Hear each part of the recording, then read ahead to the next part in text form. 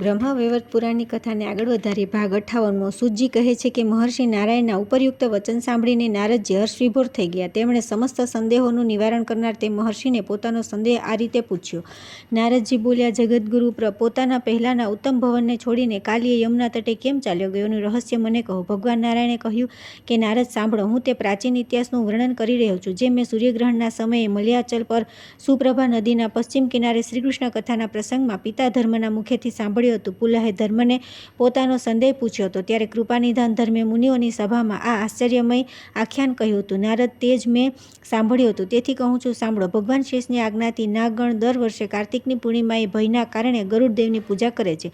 પુષ્પ, ધૂપ, દીપ, નૈવેદ્ય અને વિવિધ ઉપહાર સામગ્રી અર્પિત કરીને પ્રસન્નતાપૂર્વક તેમની આરાધના કરે છે। મહાતીર્થ પુષ્કરમાં ભક્તિપૂર્વક સ્નાન કરીને કાલી અહંકારવશ ગરુડની પૂજા કરીને નાગો દ્વારા પૂજાની જે સામગ્રી એકત્ર કરવામાં આવી હતી તે કાલીય નાગ પોતે જ આરોગવા તત્પર થઈ ગયો। ત્યારે બધા નાગ મળીને તેને આવું કરતા રોકીને નીતિની વાત કહેવા લાગ્યા। જ્યારે કોઈ રીતે તે બધા કાલીને રોકવા સમર્થ ન થઈ શક્યા, ત્યારે એકાએક પક્ષીરાજ ગરુડ પ્રગટ થઈ ગયા। મુને ગરુડને આવેલા જોઈને નાગગણ કાલીયના પ્રાણની રક્ષા માટે જ્યાં સુધી સૂર્યોદય ન થયો ત્યાં સુધી પૂરી શક્તિ સાથે તેની સાથે યુદ્ધ કરતા રહ્યા। અંતમાં પક્ષીરાજના તેજથી ઉદ્વિગ્ન થઈને તે બધા ભાગી ગયા અને બધાના અભયદાતા ભગવાન અનંતના શરણે ગયા। નાગોને ભાગતા જોઈને કરુણાનિધાન કાલીય ત્યાં નિશંક ભાવે સ્થિત રહ્યો। તેણે ગરુડ તરફ જોયું અને શ્રીહરિના ચરણાવિંદોનું ચિંતન કરી ગરુડ સાથે યુદ્ધનો આરંભ કર્યો। એક મુહૂર્ત સુધી તે બંનેમાં ભયંકર યુદ્ધ થયું। અંતમાં નાગરાજ પરાજિત થઈ ગયા અને પછી તો તે ભાગ્યો અને યમુનાજીના તે કુંડમાં ચાલ્યો ગયો, જ્યાં સોભરી મુનિના શાપથી પક્ષીરાજ ગરુડ જઈ શકતા ન હતા। ગરુડના ભયથી નાગ ત્યાં જ રહેવા લાગ્યો। પછી તેના પરિવારના સર પણ ત્યાં ચાલ્યા ગયા। નારદજીએ પૂછ્યું, ભગવાન ગરુડને સોભરી મુનિનો શાપ શા માટે થયો?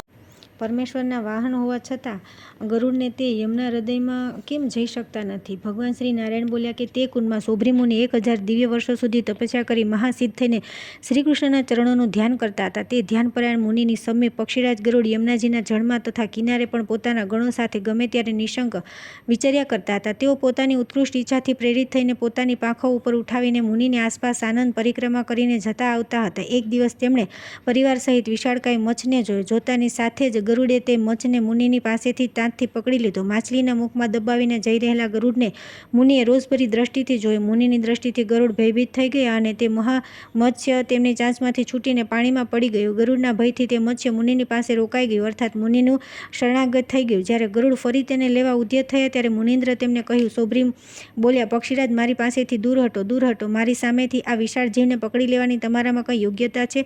તમે પોતાના શ્રીકૃષ્ણનું વાહન સમજીને બહુ મોટા માનો છો। શ્રીકૃષ્ણ તમારા જેવા કરોડો વાહનો રચવાની શક્તિ ધરાવે છે। હું મારી ભ્રુકુટીને વક્ર કરી તમને ભસ્મ કરી શકું છું। તમે પરમેશ્વરનું વાહન છો, તેથી શું થયું? અમે લોકો તમારા દાસ નથી। પક્ષીરાજ, આજથી ક્યારેય પણ આ કુંડમાં આવશો તો મારા શાપથી તુરંત ભસ્મ થઈ જશો। આ ધ્રુવ સત્ય છે। મુનિન્દ્રની વાત સાંભળીને પક્ષીરાજ વિચલિત થઈ ગયા। તેઓ શ્રીકૃષ્ણના ચરણોનું સ્મરણ કરતા કરતા મુનિને પ્રણામ કરીને ચાલ્યા ગયા। નારદ, ત્યારથી આજ સુધી તેઓ કુંડનું નામ સાંભળવા માત્રથી ધ્રુજી ઉઠે છે। આ ઇતિહાસ તે ધર્મના મુખેથી સાંભળ્યો હતો તે તમને કહ્યું। હવે જેમનું પ્રકરણ ચાલી રહ્યું છે તે શ્રીહરિના તે શ્રવણ સુખદ રહસ્યમય તથા મંગલમય લીલા ચરિત્રને સાંભળો। શ્રીકૃષ્ણ ઘણીવાર સુધી યમુનાના જળમાંથી ઉપર ન આવ્યા। તે જોઈને ગોપ બાળકો દુઃખી થઈ ગયા। તેઓ રડવા લાગ્યા। કેટલાક પોતાની છાતી કૂટવા લાગ્યા, કેટલાક બાળકો મૂર્છિત થઈને પૃથ્વી પર ઢળી પડ્યા, તો કેટલાક શ્રીકૃષ્ણના વિરહમાં યમુનાના ધારામાં કૂદી પડવા તૈયાર થઈ ગયા અને કેટલાક બીજા બાળકોને આમ તેમ રોકવા લાગ્યા।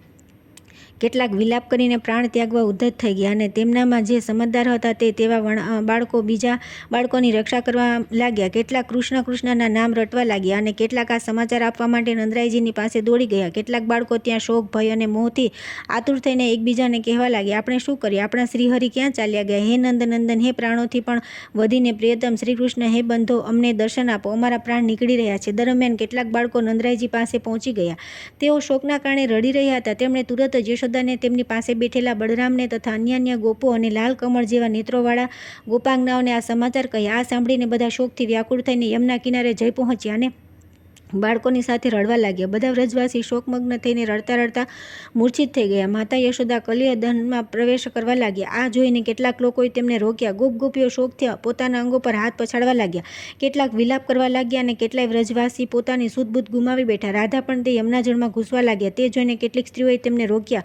તેઓ શોકથી મૂર્છિત થઈ ગયા। નંદરાયજી અત્યંત વિલાપ કરી મૂર્છિત થવા લાગ્યા। તેઓ ભાનમાં આવે ત્યારે ફરી રડતા અને રડીને મૂર્છિત થઈ જતા। તે સમયે જ્ઞાનીઓમાં શ્રેષ્ઠ બલરામજીએ અત્યંત વિલાપ કરી રહેલા નંદ યશોદાને, ગોપ અને ગોપીઓને, મૂર્છિત રાધિકાને, રડી રહેલા બધા બાળકોને તથા શોકગ્રસ્ત થયેલી સંપૂર્ણ ગોપ બાલિકાઓને ધીરજ આપીને સમજાવવાનો આરંભ કર્યો. બલરામ બોલ્યા કે હે ગોપ ગોપીઓ અને બાળકો, બધા લોકો મારી વાત સાંભળો. હે નંદબાબા, તમે જ્ઞાન શિરોમણી ગર્ગજીની વાતોની યાદ કરો, જે જગતનો ભાડ ઉપાડનાર, શેષના પણ આધારભૂત છે, સંહારકારી શંકરના પણ સંહારક છે તથા વિધાતાના પણ વિધાતા છે. તેમનો આ પૃથ્વી પર કોનાથી પરાજય થઈ શકે છે? શ્રી કૃષ્ણ અણુથી પણ અણુ અને પરમ મહાન છે. તેઓ સ્થૂળથી પણ સ્થૂળ અને પરાત્પર છે. તેમની સત્તા સદા અને સર્વત્ર વિદ્યમાન છે. તેમ છતાં તેઓ કોઈના દ્રષ્ટિપથમાં આવતા નથી. તેઓ જ યોગીઓના યોગ છે. શ્રુતિઓએ સ્પષ્ટ કહ્યું છે કે બધી દિશાઓ કદી ભેગી થઈ શકતી નથી. આકાશને કોઈ સ્પર્શ કરી શકતું નથી તથા સર્વેશ્વરને કોઈ બાધા પહોંચાડી શકતું નથી. શ્રી કૃષ્ણ સર્વના આત્મા છે. આત્મા કોઈના જોવામાં આવતો નથી. તેને અસ્ત્રો છેદી શકતા નથી.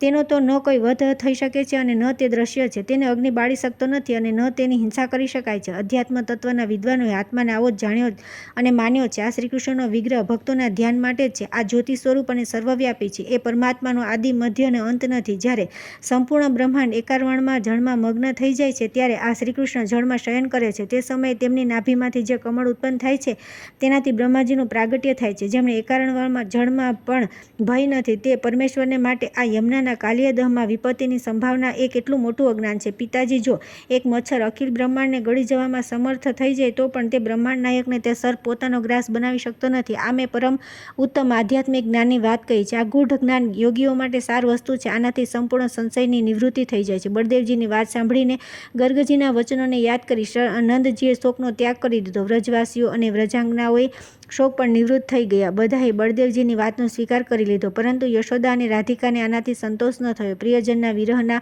વિષયમાં મન કોઈ બધા પ્રકારના પ્રબોધને સ્વીકારતું નથી. જ્યાં સુધી પ્રિયજનનું મિલન ન થઈ જાય ત્યાં સુધી માત્ર આશ્વાસનો કે ધીરજ આપવાથી મનને શાંતિ મળી શકતી નથી. મુને એ જ સમયે વ્રજવાસીઓ અને ગોપીઓએ શ્રીકૃષ્ણને જળમાંથી ઉપર ઉછળતા જોઈ. એનાથી એમના હર્ષની સીમા ન રહી. તેમનું શરતકાલીન પૂર્ણિમાના ચંદ્રમા જેવું પરમ મનોહર મુખ અને તેમનું મંદ મંદ સ્મિત હાસ્ય મનને પ્રાણે ખેંચી લેતા હતા. પાણીમાંથી નીકળવા છતાં પણ વસ્ત્ર ભીંજાયેલા ન હતા. શરીર પણ ભીનું ન હતું. કપાળનું ચંદન અને આંખોમાંનું અંજન પણ લુપ્ત થયું ન હતું. સમસ્ત આભૂષણોથી અલંકૃત, માથા પરનો મોરપંખનો મુગટ અને હોઠો પર વાંસળી ધારણ કરીને અચ્યુત શ્રીકૃષ્ણ બ્રહ્મ તેજથી પ્રકાશિત થઈ રહ્યા હતા. યશોદા પોતાનો લાલને જોતા જ છાતીએ લગાવીને મુસ્કરાઈ ઉઠ્યા અને તેમના મુખારવિંદને ચૂમવા લાગ્યા. તે સમયે તેમના નેત્ર અને મુખ પ્રસન્નતાથી ખીલી ઉઠ્યા હતા. નંદ, બળરામ અને રોહિણીજીએ ક્રમશઃ શ્યામ સુંદરને હર્ષપૂર્વક હૃદયે લગાડ્યા. બધા લોકો આંખની પાપણો પાડ્યા વિના એકીટસે ગોવિંદના દર્શન કરવા લાગ્યા. પ્રેમમાં પાગલ બનેલા ગોપ બાળકોએ શ્રીહરિનું આલિંગન કર્યું. ગોપીઓ તેમના નેત્ર ચોકોરો દ્વારા તેમના મુખચંદ્રના મધુર સુધનું પાન કરવા લાગી. આ દરમિયાન ત્યાં ઓચિંતા વનની અંદરના ભાગને દાવાનળે ઘેરી લીધો. તેની સાથે ગાયોનો સમુદાય પણ તે દાવાગ્નિમાં ઘેરાઈ ગયો. વનની અંદર ચારે બાજુ પર્વત જેવી અગ્નિની ઊંચી ઊંચી જ્વાળાઓ ઉઠવા લાગી. આ જોઈને બધાએ પોતાનો અંત નજીક આવી પહોંચ્યો છે એવું માન્યું. તે સંકટથી બધા ભયભીત થઈ ગયા. તે સમયે બધા વ્રજવાસી ગોપીઓ અને ગોવાળો સંતપ્ત થઈ બે હાથ જોડીને શ્રીકૃષ્ણની સ્તુતિ કરવા લાગ્યા. ગોપ બાળકો બોલ્યા કે બ્રહ્મન મધુસૂદન તે બધી આપત્તિઓમાં અમારી રક્ષા કરી છે. એ જ પ્રમાણે આ દાવાનળમાંથી અમને બચાવો. જગતપતિ, તમે જ અમારા ઈષ્ટ દેવતા છો અને તમે જ કુળદેવતા છો. સંસારનું સર્જન, પાલન અને સંહાર કરનારા પણ તમે છો. અગ્નિ, વરુણ, ચંદ્રમા, સૂર્ય, યમ, કુબેર, વાયુ, ઈશાનાદિ દેવતા, બ્રહ્મા, શિવ, શેષ, ધર્મ, ઇન્દ્ર, મુનિન્દ્ર, મનુ, માનવ, દૈત્ય, યક્ષ, રાક્ષસ, કિન્નર તથા અન્ય ચરાચર પ્રાણી છે તે બધા જ તમારી વિભૂતિ છે. તે બધાના આવિર્ભાવને લઈ તમારી ઈચ્છાથી થાય છે. ગોવિંદ, અમને અભય કરો અને આ અગ્નિને શાંત કરી દો. અમે તમારા શરણમાં આવ્યા છીએ. તમે આ શરણાગતોને બચાવો. આમ કહીને બધા લોકો શ્રીકૃષ્ણના ચરણકમળોનું ચિંતન કરતા ઊભા થઈ ગયા. શ્રીકૃષ્ણની અમૃતમય દ્રષ્ટિ પડતા જ દાવાનળ શાંત થઈ ગયો. પછી તો તે ગોપ બાળકો આનંદમગ્ન થઈને નાચવા લાગ્યા. કેમ ન થાય? શ્રીહરિના સ્મરણ માત્રથી જ્યારે વિપત્તિઓ નષ્ટ થઈ જાય છે, જે મનુષ્ય પ્રાતઃકાળે ઉઠીને આ પરમ પુણ્યમય સ્તોત્રનો પાઠ કરે છે તેને જન્મ જન્માંતરમાં કદી અગ્નિનો ભય રહેતો નથી. શત્રુઓથી ઘેરાઈ જવાથી, દાવાનળમાં ફસાઈ જવાથી, ભારે વિપત્તિ પડવાથી તથા પ્રાણ સંકટના સમયે આ સ્તોત્રનો પાઠ કરીને મનુષ્ય સર્વ દુઃખોથી મુક્ત થઈ જાય છે. એમાં સંશય નથી. શત્રુસેના ક્ષીણ થઈ જાય છે અને તે મનુષ્ય યુદ્ધમાં સર્વત્ર વિજય થાય છે. તે આ લોકમાં શ્રીહરિની ભક્તિ અને અંતમાં તેમના દાસ્ય સુખને અવશ્ય પ્રાપ્ત કરી લે છે. ભગવાન નારાયણ બોલ્યા કે નારદ સાંભળો. દાવાનળમાંથી તેમનો ઉદ્ધાર કરીને શ્રીહરિ તે બધાની સાથે કુબેરના ભવન જેવા પોતાના ગૃહમાં ગયા. ત્યાં નંદજીએ આનંદપૂર્વક બ્રાહ્મણોને પ્રચુર ધન દાનમાં આપ્યું અને જ્ઞાતિ વર્ગના લોકો તથા ભાઈ બંધુઓને ભોજન કરાવ્યું. નાના પ્રકારના મંગલ કાર્યો તથા શ્રી હરિનામ કીર્તન કરાવી, બ્રાહ્મણો દ્વારા વેદોના પાઠ કરાવ્યા. આ પ્રમાણે વૃંદાવનના ઘર ઘરમાં તે બધા ગોપ શ્રીકૃષ્ણના ચરણવિંદોના ચિંતનમાં ચિત્તને એકાગ્ર કરીને આનંદપૂર્વક રહેવા લાગ્યા. શ્રીહરિનું આ મંગલમય ચરિત્ર કહેવામાં આવ્યું, જે કળિયુગના દોષોને દગ્ધ કરવા માટે અગ્નિ સમાન છે. ત્યાર પછી આવે છે મોહવશ શ્રીહરિના પ્રભાવને જાણવા માટે બ્રહ્માજી દ્વારા ગાયો, વાછડા અને બાળકોનું અપહરણ, શ્રીકૃષ્ણ દ્વારા તે બધાનું નવું સર્જન, બ્રહ્માજીનું શ્રીહરિની પાસે આવવું, સર્વને કૃષ્ણમય જોઈને તેમની સ્તુતિ કરીને પહેલાંના હરી લીધેલા વાછડા અને ગોપ બાળકોને પાછા આપીને પોતાના લોકમાં જવું તથા શ્રીકૃષ્ણનું ઘેર પધારવું. ભગવાન શ્રી નારાયણ કહે છે કે નારદ એક દિવસ બળરામ સહિત માધવ ખાઈ પીને ચંદન વગેરેથી ચર્ચિત થઈ ગોપ બાળકોની સાથે વૃંદાવનમાં ગઈ. ત્યાં ભગવાન કુતૂહલવશ તે બાળકોને સાથે ક્રીડા કરવા લાગ્યા. આ બાજુ ગોપ બાળકોનું મન રમતમાં લાગેલું હતું, બીજી બાજુ તે બધાના વાછડા ઘણા દૂર નીકળી ગયા. તે સમયે લોકનાથ બ્રહ્મા શ્રીકૃષ્ણનો પ્રભાવ જાણવા માટે વાછડા અને ગોપ બાળકોને હરી ગયા. તેમનો હેતુ જાણીને સર્વજ્ઞ અને સર્વશ્રેષ્ઠ યોગીન્દ્ર હરિએ માયા વડે તેવા જ બીજા વાછડા અને ગોપ બાળકો ઉત્પન્ન કરી લીધા. આખો દિવસ વાછડા ચરાવીને ક્રીડા કૌતુકમાં મન લગાવનાર શ્રીહરિ બલરામ ગોપ બાળકો અને વાછડાની સાથે ઘરે ગયા. આ પ્રમાણે 1 વર્ષ સુધી આ ક્રમ ચાલતો રહ્યો. તેઓ દરરોજ વાછડા ગોપ બાળકોની સાથે વૃંદાવનમાં આવતા અને સંધ્યાકાળે ઘરે પાછા ચાલ્યા જતા હતા. ભગવાનનો આ પ્રભાવ જાણી બ્રહ્માજીનું મસ્તક લજ્જાથી ઝૂકી ગયું. તેઓ ભાંડીર વનની નીચે જ્યાં શ્રી હરિ બેઠા હતા ત્યાં આવ્યા. તેમણે ગ્વાલ બાળકો અને વડલા વાછડાઓની વચ્ચે શ્રીકૃષ્ણને જોયા, જાણે તારામંડળની વચ્ચે પૂર્ણિમાના ચંદ્રમાં પ્રકાશિત થઈ રહ્યા હોય છે. ગોવિંદ રત્નમય સિંહાસન પર બેઠા હતા અને આનંદપૂર્વક મન હસી રહ્યા હતા. તેમના શ્રી અંગો પર પીતાંબર શોભી રહ્યું હતું. તેઓ બ્રહ્મતેજથી પ્રકાશિત હતા. તેમની ભુજાઓ પર રત્નોના બાજુબંધ, કાંડામાં રત્નોના કંકણ અને પગમાં રત્નમય નુપુર શોભા આપી રહ્યા હતા. 2 રત્ન નિર્મિત કુંડળોની પ્રભાથી તેમના ગંડસ્થળ અત્યંત પ્રકાશિત થઈ રહ્યા હતા. શ્યામ સુંદરનો વિગ્રહ કરોડો કામદેવના લાવણ્યનું ધામ હતો. તેઓ મનને મોહી લેતા હતા. તેના શ્રી અંગ ચંદન, અગર, કંકુમ, કસ્તુરીથી ચર્ચિત હતા. તેઓ પારિજાત પુષ્પની માળાઓથી વિભૂષિત હતા. તેમની અંગકાંતિ નૂતન મેઘોની શ્યામ શોભાને લજવી રહી હતી. શરીરમાં નૂતન યૌવનના અંકુર વિકસિત થઈ રહ્યા હતા. મસ્તક પર મોરપંખનો મુગટ અને તેમાં માલતીની માળાઓનો સંયોગ બહુ મનોહર લાગતો હતો. પોતાના અંગોની સુંદરતાથી તેઓ આભૂષણોને પણ અલંકૃત કરી રહ્યા હતા. શરતકાલની પૂર્ણિમાના ચંદ્રમાની પ્રભાને લૂંટી લેનાર મુખની કાંતિ તે પરમ સુંદર પ્રતીત થતા હતા. હોઠ પાકેલા બિંબફળની લાલીને લજવી રહ્યા હતા. અણીદાર નાગ પક્ષીરાજ ગરુડની ચાંચનો તિરસ્કાર કરતું હતું. નેત્ર શરતકાલના મધ્યાહનમાં ખીલેલા કમળોની શોભાને છીનવી લેતા હતા. મોતીઓની પંક્તિઓને શોભાને લજવાનારી દંત પંક્તિથી તેમના મુખની મનોહરતા વધી ગઈ હતી. મણિરાજ કૌસ્તુભની દિવ્ય દીપ્તિથી વક્ષસ્થળ પ્રકાશિત થઈ રહ્યું હતું. તે પરિપૂર્ણતમ શાંત સ્વરૂપ પરમેશ્વર રાધાકાંતને જોઈને બ્રહ્માજી અત્યંત વિસ્મિત થઈને પ્રણામ કર્યા. તેઓ વારંવાર તેમને જોવા અને પ્રણામ કરવા લાગ્યા. તેમણે પોતાના હૃદય કમળમાં જે રૂપને જોયું હતું તે જ રૂપ તેમને બહાર દેખાયું. જે મૂર્તિ સામે હતી તે પાછળ અને આજુબાજુમાં પણ જોવા મળી. મુને ત્યાં વૃંદાવનમાં બધું જ શ્રીકૃષ્ણમય જોઈને જગદગુરુ બ્રહ્મા તે જ રૂપનું ધ્યાન કરીને ત્યાં બેસી ગયા. વાછડા, ગોપ બાળકો, લતા, ગુલ્મ વગેરે સંપૂર્ણ વૃંદાવન બ્રહ્માજીને શ્યામ સુંદરના જ રૂપમાં દેખાવા લાગ્યું. આ પરમ આશ્ચર્ય જોઈને બ્રહ્માજીએ ફરી ધ્યાન લગાવ્યું. હવે તેમને સંપૂર્ણ ત્રિલોકમાં શ્રીકૃષ્ણ સિવાય બીજું કંઈ ન દેખાયું. ક્યાં ગયા વૃક્ષ, ક્યાં ગયા પર્વત, ક્યાં ગઈ પૃથ્વી, ક્યાં છે સમુદ્ર, ક્યાં ગયા દેવતા, ક્યાં ગંધર્વ, ક્યાં મુનિન્દ્ર અને માનવ, ક્યાં આત્મા, ક્યાં જગતનું બીજ તથા ક્યાં સ્વર્ગ અને ગાયો છે. શ્રીહરિની માયાથી બધું પોતાની આંખે જોયું ને બધું જ કૃષ્ણમય જોયું. ક્યાં જગદીશ્વર શ્રીકૃષ્ણની, ક્યાં માયાની વિભૂતિઓ. બધાને કૃષ્ણમય જોઈને બ્રહ્માજી કંઈ પણ બોલવામાં અસમર્થ થઈ ગયા. કઈ રીતે સ્તુતિ કરું, શું કરું? આ પ્રમાણે મનમાં વિચાર કરીને જગતદાતા બ્રહ્મા ત્યાં બેસીને જપ કરવા તૈયાર થયા. તેમણે સુખપૂર્વક યોગાસન લગાવી બંને હાથ જોડી લીધા. તેમના બધા અંગ રોમાંચિત થઈ ગયા. નેત્રોને અશ્રુધારા વહેવા લાગી અને તેઓ અત્યંત દીન જેવા થઈ ગયા.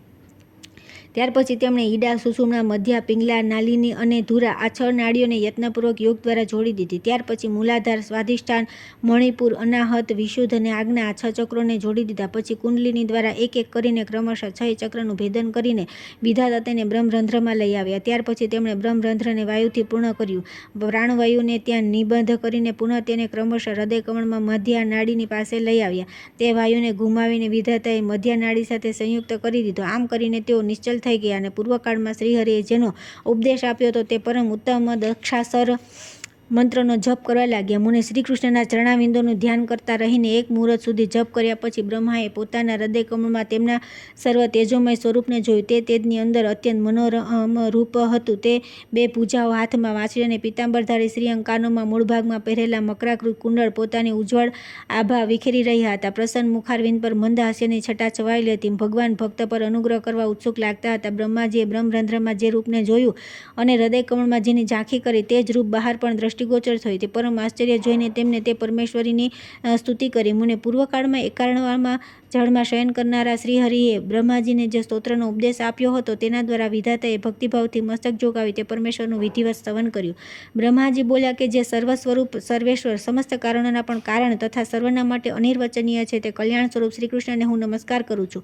જેમનો શ્રી વિગ્રહ નવીન મેઘમાળા જેવો શ્યામ અને સુંદર છે, જે સંપૂર્ણ જીવોમાં સ્થિત રહીને પણ તેનાથી લિપ્ત થતા નથી, જે સાક્ષીરૂપ છે, સ્વાત્મારામ, પૂર્ણકામ, વિશ્વવ્યાપી, વિશ્વથી પર, સર્વ સ્વરૂપ, સર્વના બીજરૂપ અને સનાતન છે, જે સર્વાધાર, સર્વમાં વિચરનારા, સર્વશક્તિ સંપન્ન, સર્વારાધ્ય, સર્વગુરુ તથા સર્વમંગલકારક છે, તે સંપૂર્ણ મંત્ર જેમના સ્વરૂપ છે, જે સમસ્ત સંપદાઓની પ્રાપ્તિ કરાવનાર અને શ્રેષ્ઠ છે, જેમનામાં શક્તિનો સંયોગ અને વિયોગ પણ છે, તે સ્વેચ્છામય પ્રભુની હું સ્તુતિ કરું છું. જે શક્તિના સ્વામી, શક્તિના બીજ, શક્તિ રૂપધારી તથા ઘોર સંસાર સાગરમાં શક્તિમય નૌકાથી યુક્ત છે, તે ભક્તવત્સલ, કૃપાળુ, કર્ણધારને હું નમસ્કાર કરું છું. જે આત્મા સ્વરૂપ, એકાંતમાં લિપ્ત, નિર્લિપ્ત, સગુણ અને નિર્ગુણ બ્રહ્મ છે, તે સ્વેચ્છામય પરમાત્માની હું સ્તુતિ કરું છું. જે સંપૂર્ણ ઇન્દ્રિયોના અધિદેવતા, આવાસ્થાન તથા સર્વેન્દ્રિય સ્વરૂપ છે, તે વિરાટ પરમેશ્વરને હું નમસ્કાર કરું છું. જે વેદ અને વેદોના જનક તથા સર્વ વેદાંગ સ્વરૂપ છે, તે સર્વ મંત્રમય પરમેશ્વરને હું નમસ્કાર કરું છું. જે સારથી, સારતર, દ્રવ્ય, અપૂર્વ, અનિર્વચનીય, સ્વતંત્ર અને અસ્વતંત્ર છે, તે યશોદાનંદનનું હું ભજન કરું છું. જે સંપૂર્ણ શરીરોમાં સંતરૂપે વિદ્યમાન છે, તે યોગીન્દ્રોના પણ ગુરુ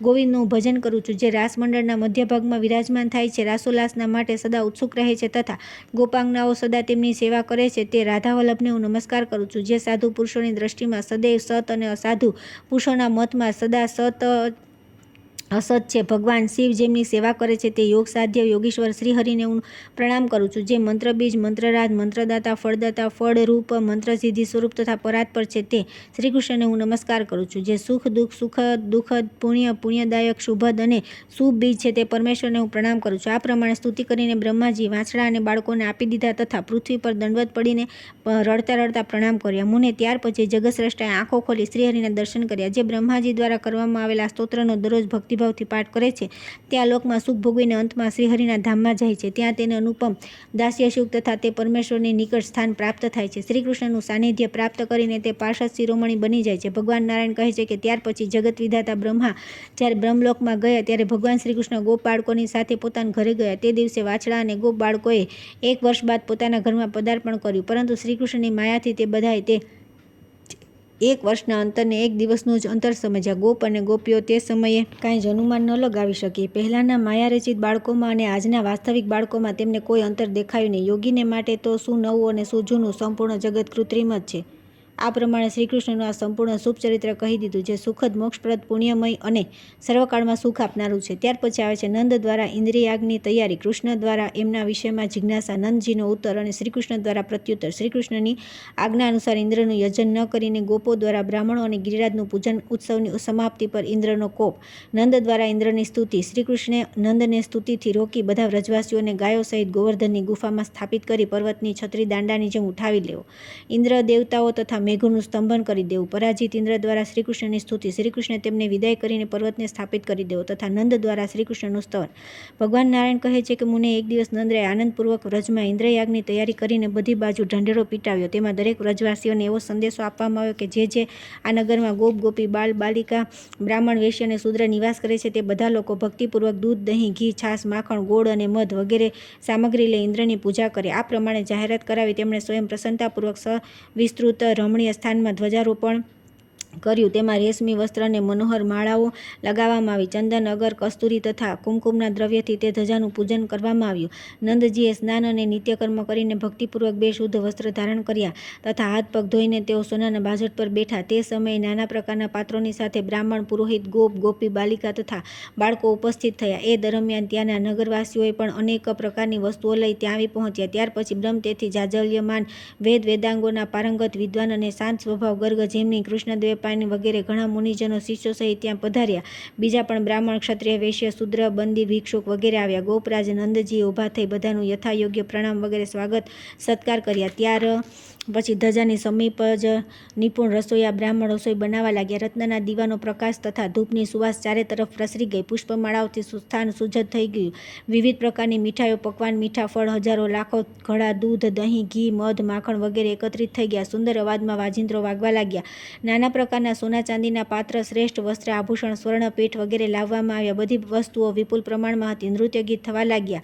એ દરમિયાન બળશાળી બળરામ તથા ગોપ બાળકોની સાથે શ્રીહરિ ત્યાં આવ્યા. તેમને જોઈને બધા વ્રજવાસીઓ પ્રસન્નતાથી ઊભા થઈ ગયા. શ્રી કૃષ્ણ ક્રીડાસ્થાનથી આવી રહ્યા હતા. તેમનો શાંત સુંદર વિગ્રહ, અતિ મનોહર મોરલીના સૂર તથા સિંગડીઓ વગેરે મધુર ધ્વનિ સંભળાતો હતો. રત્નોના સારતત્વથી નિર્મિત આભૂષણ તથા કૌસ્તુભ મણિથી તેઓ વિભૂષિત હતા. તેમનો શ્યામ સુંદર વિગ્રહ અગર અને ચંદર દ્વારા ચર્ચિત હતો. તેઓ રત્નમય દર્પણમાં શરદ ઋતુના મધ્યાહન કાળમાં પ્રફુલ્લ કમળ જેવા પોતાના મનોહર મુખને જોઈ રહ્યા હતા. કપાળમાં કસ્તુરીની ટીલડી સાથે પૂર્ણિમાના ચંદ્રમાની જેમ મનોહર ચંદન લગાવેલું હતું. એનાથી તેમનું લલાટ ચંદ્રમાંથી અલંકૃત આકાશ જેવું શોભી રહ્યું હતું. શ્યામ કંઠ અને વક્ષસ્થળ માલતીની માળાથી ઉજ્જવળ કાંતિ ધારણ કરી રહ્યા હતા. જાણે અત્યંત નિર્મળ શરતકાલીન આકાશ બંગલાઓની હારમાળાથી અલંકૃત થયું હોય. મનોહર પીતાંબરથી તેમના શ્યામ વિગ્રહની અનુપમ શોભા થઈ રહી હતી. જાણે નવીન મેઘ વિદ્યુતની કાંતિથી નિરંતર પ્રકાશિત થઈ રહ્યો હોય. મસ્તક પર એક બાજુ ઝૂકેલા વાંકો મોર, મુગટ, મોગરાના ફૂલો અને ગુંજાઓની માળાથી જોડાયેલો હતો. જાણે આકાશ નક્ષત્ર અને ઇન્દ્રથી ધનુષ્યની સુશોભિત થઈ રહ્યું હોય.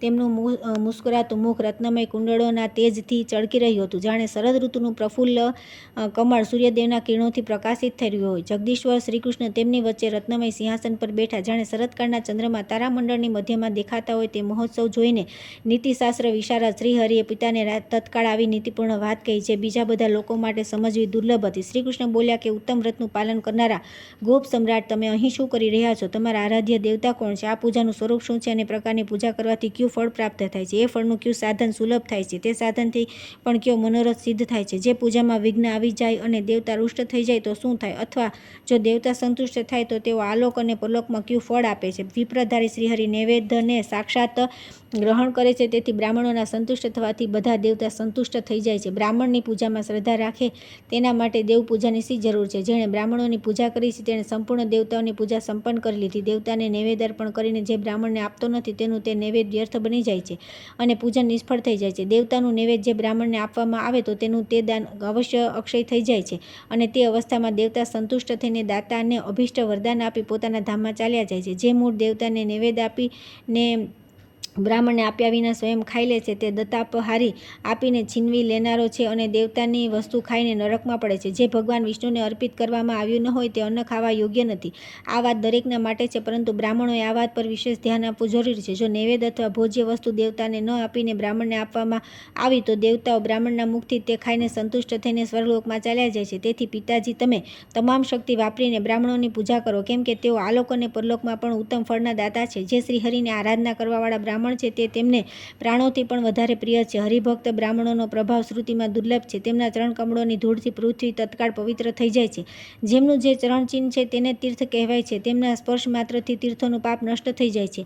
તેમના આલિંગન, શ્રેષ્ઠ વાર્તાલાપ, દર્શન અને સ્પર્શથી મનુષ્ય સમસ્ત પાપોથી છૂટી જાય છે. સંપૂર્ણ તીર્થોમાં ભ્રમણ અને સ્નાન કરવાથી જે પુણ્ય પ્રાપ્ત થાય છે તે હરિભક્ત બ્રાહ્મણના દર્શન માત્રથી સુલભ થઈ જાય છે. મનુષ્ય પુણ્યની પ્રાપ્તિના માટે સમસ્ત પ્રાણીઓને અન્ન આપવું જોઈએ, પરંતુ વિશિષ્ટ જીવોને અન્નદાન કરવાથી વિશિષ્ટ ફળની પ્રાપ્તિ થાય છે. ભગવાન વિષ્ણુ બ્રાહ્મણોના ભક્ત છે. તેમને ઉત્તમ વસ્તુનું દાન કરવાથી દાતાને જે ફળ મળે છે તે જ ફળ ભક્ત બ્રાહ્મણને ભોજન કરાવવા માત્રથી મળી જાય છે. ભક્તના સંતુષ્ટ થવાથી અને શ્રીહરિના સંતુષ્ટ થવાથી બધા દેવતા સિદ્ધ થઈ જાય છે.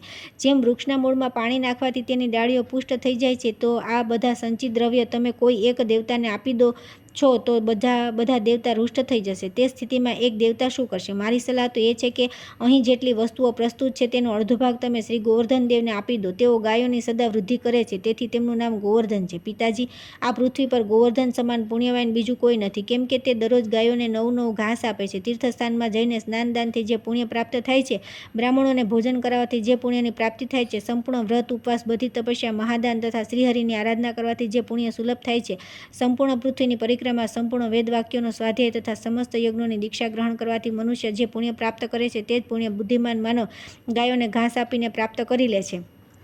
જે ઘાસ ચારતી ગાયને સ્વેચ્છાપૂર્વક ચારતા અટકાવે છે તેને બ્રહ્મત્યનું પાપ લાગે છે તથા તે પ્રાયશ્ચિત કર્યા પછી શુદ્ધ થાય છે. પિતાજી જ્યારે દેવતા ગાયોના અંગોમાં સંપૂર્ણ તીર્થ, ગાયોના પગમાં તથા સ્વયં લક્ષ્મી તેમના ગુહ્ય સ્થાનોમાં સદાય વાસ કરે છે. જે મનુષ્ય ગાયના પદચિહ્નથી યુક્ત માટી દ્વારા તિલક કરે છે તેને તીર્થસ્થાનનું ફળ મળે છે અને ડગલે ને ડગલે તેનો વિજય થાય છે. ગાયો જ્યાં પણ રહે છે તે સ્થાને તીર્થ કહેવાય છે. ત્યાં દેહ ત્યાગ કરવાથી મનુષ્ય તત્કાળ મુક્ત થઈ જાય છે, એમાં સંશય નથી. બ્રાહ્મણો તથા ગાયના શરીર પર જે નરાધમો પ્રહાર કરે છે તેમને બ્રહ્મત્યાનું પાપ લાગે છે. જે નારાયણના અંશભૂત બ્રાહ્મણો તથા ગાયોનો વધ કરે છે તે લોકો જ્યાં સુધી સૂર્ય ચંદ્રની સત્તા છે ત્યાં સુધી કાલસૂત્ર નામક નરકમાં પડે છે. નારદ આ પ્રમાણે કહીને શ્રીકૃષ્ણ ચૂપ થઈ ગયા. ત્યારે આનંદપૂર્વક નંદજીએ મુસ્કરાતા તેમને કહ્યું, નંદ બોલ્યા, બેટા, આ મહાત્મા મહેન્દ્રની પૂજા છે જે પૂર્વ પરંપરાથી થતી આવી છે. આ સૃષ્ટિનું સાધન છે અને તેનાથી અનેક પ્રકારના ધાન્યોની ઉત્પત્તિ શક્ય બને છે. અન્ન પ્રાણીઓના પ્રાણ છે. અન્નથી જ જીવધારી જીવન નિર્વાહ કરે છે. તેથી વ્રજવાસીઓ લોક પૂર્વ પેઢીઓથી મહેન્દ્રની પૂજા કરતા આવ્યા છે. આ મહાન ઉત્સવ વર્ષના અંતમાં થાય છે. વિઘ્ન બધાઓની નિવૃત્ત અને કલ્યાણની પ્રાપ્તિ આનો ઉદ્દેશ છે. નંદજીની આ વાત સાંભળીને બળરામ સહિત શ્રીકૃષ્ણ જોર જોરથી હસવા લાગ્યા અને પુનઃ પ્રસન્નતાપૂર્વક તેમણે પિતાને કહ્યું. શ્રીકૃષ્ણે કહ્યું કે તાત, આજે મેં તમારા મુખે બહુ વિચિત્ર અને અદ્ભુત વાત સાંભળી છે. એનું ક્યાંય પણ નિરૂપણ કરવામાં આવ્યું નથી કે ઇન્દ્ર દ્વારા વૃષ્ટિ થાય છે. આ વાત આજે તમારા મુખે સાંભળવા મળી છે. સૂર્ય દ્વારા જળ ઉત્પન્ન થાય અને જળથી અન્ન અને વૃક્ષ ઉત્પન્ન થાય અને વૃદ્ધિ પામે છે. તેમનાથી અન્ન અને ફળ પેદા થાય છે તથા તે ફળ અને ફળોથી જીવધારીઓ જીવન નિર્વાહ કરે છે. સૂર્ય પોતાના કિરણો દ્વારા જમીનનું જળ શોષી લે છે. વર્ષાકાળમાં તે જ જળથી વૃષ્ટિ થાય છે અને સૂર્ય અને મેઘ વગેરે સૌના વિધાતા દ્વારા નિરૂપણ થાય છે. પંચાંગો અનુસાર જે વર્ષમાં જે મેઘ, ગજ અને સમુદ્ર માનવામાં આવ્યા છે, જે શાસ્યાધિપતિ, રાજા અને મંત્રી નિશ્ચિત કરવામાં આવ્યા છે, તે બધાનું વિધાતા દ્વારા જ નિરૂપણ થયું છે. દરેક વર્ષમાં જળ, શસ્ય તથા તૃણોની સંખ્યા નિશ્ચિત કરવામાં આવે છે. તે અનુસાર દરેક વર્ષમાં, દરેક યુગમાં અને દરેક કલ્પમાં બધું થાય છે. ઈશ્વરની ઈચ્છા જ જળ વગેરેનો આવિર્ભાવ થાય છે. તેમાં કોઈ વિઘ્ન આવતું નથી. તાત, ભૂત, વર્તમાન અને ભવિષ્ય તથા મહાન, ક્ષુદ્ર અને મધ્યમ જે કર્મનું વિધાતાએ નિરૂપણ કર્યું છે તેનું નિવારણ કોણ કરી શકે છે? ઈશ્વરની આજ્ઞાથી જ બ્રહ્માજીએ સંપૂર્ણ ચરાચર જગતનું નિર્માણ કર્યું છે. પહેલાં ભોજનની વ્યવસ્થા થાય છે, પછી જીવ પ્રગટ થાય છે. વારંવાર આ પ્રમાણે થવાથી આ નિશ્ચિત વ્યવસ્થાને સ્વભાવ કહે છે. સ્વભાવથી કર્મ થાય છે અને કર્મ અનુસાર જીવધારીઓને સુખ દુઃખનો ભોગ પ્રાપ્ત થાય છે. યાતના, જન્મ, મરણ, શોક, ભય, ઉત્પત્તિ, વિપત્તિ, વિદ્યા, કવિતા, યશ, અપયશ, પુણ્ય, સ્વર્ગવાસ, પાપ, નરક નિવાસ, ભોગ, મોક્ષ અને શ્રીહરિનો દાસ્ય, આ બધા મનુષ્યને કર્મ અનુસાર મળે છે. ઈશ્વર બધાના જનક છે. શીલ અને કર્મનો અભ્યાસ વિધાતાના માટે પણ ફળદાયક હોય છે. બધું જ ઈશ્વરની ઈચ્છાથી સંભવ થાય છે. વિરાટ પુરુષથી પ્રકૃતિ, પંચ તત્વ, જગત, કુર્મ, શેષ, ધરણી અને બ્રહ્માથી લઈને કીટ પર્યંત સંપૂર્ણ ચરાચર પદાર્થોનું નિર્માણ થયું છે. જેમની આજ્ઞાથી વાયુ, કુર્મ ને કુર્મ, શેષને શેષ પોતાના મસ્તક પર, વસુધાને અને વસુધા સંપૂર્ણ ચરાચર જગતને ધારણ કરે છે. જેમના આદેશથી જગતના પ્રાણ સ્વરૂપ સમીર સદા ત્રણેય લોકોમાં વહેતો રહે છે. ઉત્તમ પ્રભાના ધામ સૂર્ય સમસ્ત ભૂલોકનું ભ્રમણ કરતા રહીને તપ્યા કરે છે. અગ્નિ બાળે છે. મૃત્યુ સમસ્ત પ્રાણીઓમાં સંચારિત થાય છે અને વૃક્ષ યથાસમયે ફૂલ અને ફળ ધારણ કરે છે. જેમની આજ્ઞાથી સમુદ્ર પોતાની મર્યાદામાં રહે છે અને તત્કાળ જ નીચે નીચે નિમગ્ન થઈ જાય છે. તે પરમેશ્વરનું તમે ભક્તિભાવથી ભજન કરો. ઇન્દ્ર શું કરી શકે છે? જેમને ભ્રુકુટીના અણસાર માત્રથી આજ સુધી કેટલાય બ્રહ્માંડ પેદા થયા અને કાળના ગાલમાં ચાલ્યા ગયા. તે કેટલાય વિધાતા ઉત્પન્ન થઈને નષ્ટ થઈ ગયા. તે પરમેશ્વર મૃત્યુના પણ મૃત્યુ, કાળના પણ કાળ તથા વિધાતાના પણ વિધાતા છે. તાત, તમે તેનું શરણ લો. આજે તેઓ તમારી રક્ષા કરશે. ઓહો! જેમના એક દિવસ રાતમાં 28 ઇન્દ્રોનું પતન થઈ જાય છે, એવા 108 બ્રહ્માઓનું તે નિર્ગુણ પરમાત્મા શ્રીહરિના નામ નિમેષમાં પતન થઈ જાય છે. એવા પરમાત્મા હોવા છતાં ઇન્દ્રની પૂજા તો વિટંબણા માત્ર છે. નારદ આમ કહીને કૃષ્ણ ચૂપ થઈ ગયા. તે સમયે સભામાં બેઠેલા મહર્ષિઓએ ભગવાનની બહુ પ્રશંસા કરી. નંદના શરીરમાં રોમાંચ થઈ આવે. તેઓ હર્ષના આંસુ વહાવા લાગ્યા. મનુષ્ય જો પોતાના પુત્રોથી પરાજિત થાય તો તે આનંદિત જ થાય છે. શ્રીકૃષ્ણની વાત માનીને નંદજીએ સ્વસ્તિ વાચન કર્યું અને ક્રમશઃ બધા બ્રાહ્મણો અને મુનિઓની વરણી કરી. તેમણે આદરપૂર્વક ગિરિરાજ ગોવર્ધનની સમાગત મુનીશ્વરની, વિદ્વાન બ્રાહ્મણોની તથા ગાયો અને અગ્નિની આનંદપૂર્વક પૂજા કરી. પૂજાની સમાપ્તિ થયા પછી ત્યાં યજ્ઞ મહોત્સવમાં નાના પ્રકારના વાજિંત્રનો તુમુલ નાદ થવા લાગ્યો. જય જયકારનો અવાજ, શંખ ધ્વનિ અને હરિનામ કીર્તન થવા લાગ્યું. મુનિવર ગર્ગજીએ વેદોના મંગલકાંડનો પાઠ કર્યો. બંદીજનોમાં શ્રેષ્ઠ ડિંડી, જે કંસનો પ્રિય મંત્રી હતો, સામે ઊભો રહીને ઊંચા સ્વરે મંગલાષ્ટક બોલવા લાગ્યો. શ્રીકૃષ્ણ ગિરિરાજની નિકટ જઈને બીજી મૂર્તિ ધારણ કરીને બોલ્યા કે હું સાક્ષાત ગોવર્ધન પર્વત છું અને તમારા લોકોએ આપેલી ભોજ્ય વસ્તુ ખાઈ રહ્યો છું. તમે મારી પાસે વરદાન માગો. તે સમયે શ્રીકૃષ્ણએ નંદરાયજીને કહ્યું કે પિતાજી, સામે જુઓ, ગિરિરાજ પ્રગટ થયા છે. તેમની પાસે વરદાન માગો, તમારું કલ્યાણ થશે. ત્યારે નંદરાયજીએ હરિદાસી અને હરિભક્તિનું વરદાન માગ્યું. પીરસવામાં આવેલી સામગ્રીઓ આરોગ્યને વરદાન આપીને ગિરિરાજ અદ્રશ્ય થઈ ગયા. મુનિન્દ્રો અને બ્રાહ્મણોને ભોજન કરાવીને ગોપરાજે બંદીજનો, બ્રાહ્મણો અને મુનિઓને ધન આપ્યું. ત્યાર પછી આનંદયુક્ત નંદ બળરામ અને કૃષ્ણને આગળ કરી સપરિવાર પોતાના ઘરે ગયા. તેમણે બંદી ડિંડીને વસ્ત્ર ચાંદી સોનું શ્રેષ્ઠ ઘોડા મણી અને નાના પ્રકારના ભક્ષ્ય પદાર્થ આપ્યા. મુનિ અને બ્રાહ્મણ બળરામ અને શ્રીકૃષ્ણની સ્તુતિ અને નમસ્કાર કરીને ચાલ્યા ગયા. સઘળી અપ્સરાઓ, ગંધર્વો અને કિન્નરો પણ પોતપોતાના સ્થાન પર પધાર્યા. તે મહોત્સવમાં આવેલા રાજા અને સંપૂર્ણ ગોપ પણ શ્રીકૃષ્ણને નમસ્કાર કરીને સાદર વિદાય થઈ ગયા.